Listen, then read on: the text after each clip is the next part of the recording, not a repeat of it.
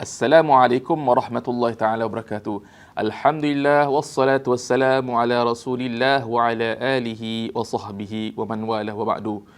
Muslimin dan muslimat rahimakumullah, alhamdulillah bertemu kita pada hari ini dalam sesi tazkirah Mari Beringat. Seperti biasa, tazkirah Mari Beringat yang saya sampaikan adalah melalui daripada kitab-kitab ataupun kitab karangan Syekh An-Nawawi Al-Bintani, yang mana kitab ini semuanya berupa nasihat, menasihat untuk hamba-hamba Allah Subhanahu Wa Taala menjalani kehidupan sebagai hambanya.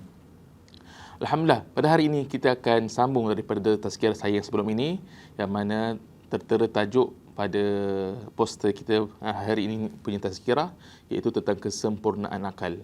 Syekh An-Nawawi Al-Bintani mendatangkan satu nasihat, kata-katanya iaitu ikmalul aqli ittiba'u ridwanillah wajtinabu sakhati.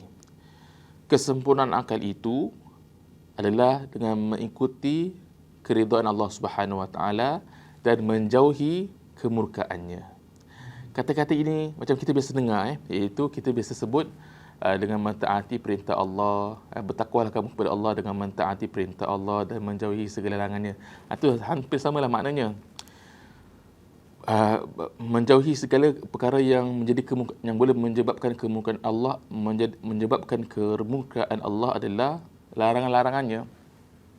Jadi kalau seorang itu dapat melaksanakan demikian, itu adalah tanda kesempurnaan akal. Tanda kesempurnaan akal, iaitu dapat melaksanakan, membuat perkara yang Allah Subhanahu Wa Taala redha. Apakah perkara yang boleh membuatkan Allah Subhanahu Wa Taala redha? Itu dengan perintah-perintahnya. Apakah perkara yang boleh menyebabkan Allah Subhanahu Wa Taala murka? Iaitu dengan melakukan perkara-perkara yang Allah larang. Jadi kita sebagai manusia, Allah Subhanahu Wa Taala, kita sebagai manusia yang membezakan diri kita dengan makhluk yang lain adalah Allah Subhanahu Wa Taala lengkapkan manusia itu dengan akal dan juga nafsu.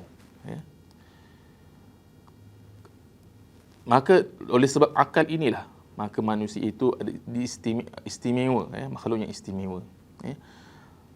Kadang-kadang ada sebagian orang mengatakan bahawasanya akal dengan nafsu tu adalah benda yang sama, tapi tidak. Ada lain, ada akal dengan otak. Sebab kadang-kadang kita biasa dengar, kita sebut mengatakan orang tu tak ada otak, orang tu tak ada otak, maksudnya tak gunakan akal. Itu maksudnya. Kalau kita lihat tentang beza otak dengan akal ni, ialah kita lihat pada binatang. Binatang ni adalah makhluk Allah yang mempunyai otak tapi tak ada akal. Jadi kalau binatang itu bila dilahirkan, daripada kecil hingga dia mati, dia akan membesar mengikut bagaimana ibunya, bagaimana sekitarannya, bagaimana dia dibesarkan. Cara makan dia, cara kelakuan dia akan ikut ibunya. Kalau ibunya kasih makan benda-benda yang makan daging, itulah dia akan makan. Dan kalau ibunya biasa berikan dia contoh makanan seperti serangga, kalau burung lah contohnya, maka itulah dia akan makan hinggalah dia besar, sampai bila pun begitulah keadaannya.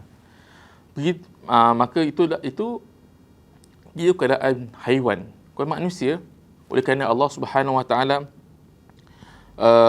anugerahkan kita akal, maka seorang manusia itu bila dilahirkan, tidak walaupun dipelihara oleh keluarganya, tak semestinya dia kena ikut cara keluarganya, cara ibu bapanya. Cara mungkin lain. Sebab apa? Dengan sebab menggunakan akal.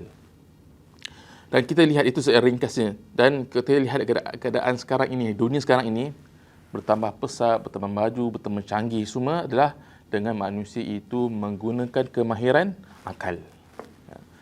Begitu juga sebab kehancuran manusia itu sendiri, sebab kehancuran manusia itu ataupun kehancuran dunia juga sebab menggunakan akal, tidak memanfaatkan kelebihan akal.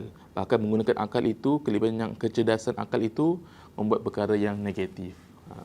Jadi Allah Subhanahu Wa Taala berikan akal ini kepada manusia bila manusia itu menggunakan akal dengan berusaha melaksanakan perintah-perintahnya, dan yang mana dalam perintahnya ada keredaannya, dan juga berusaha untuk menjauhi perkara yang boleh menjadi kemukaannya, iaitu larangan-larangannya.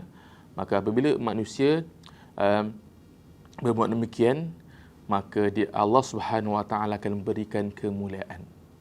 Allah Subhanahu Wa Taala akan muliakan manusia itu dengan apabila dia berbuat demikian. Makanya Allah Subhanahu Wa Taala anugerahkan kepada kita akal. Maka adalah kita menggunakannya. Ini selalu adalah merupakan satu nikmat. Satu nikmat daripada Allah Subhanahu Wa Taala untuk kita fikir yang baik atau yang buruk.